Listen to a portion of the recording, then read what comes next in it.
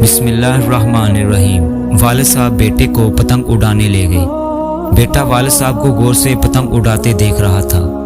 कहने लगा, बाबा जी ये धागे की वजह से मजीद ऊपर नहीं जा पा रही, क्या हम इसके धागे को तोड़ दें?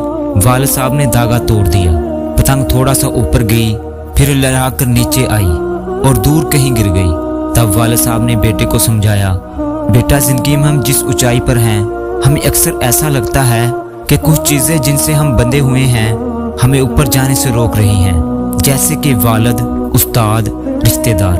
हम इनसे आज़ाद होना चाहते हैं, लेकिन असल में यही वो धागे हैं जो हमें बुलंदियों पर संभाले रखते हैं। इनके बगैर हम एक बार तो ऊपर ज़रूर जाएंगे, लेकिन फिर हमारा वही हशर होगा जो बिन धागे के पतंग का हुआ।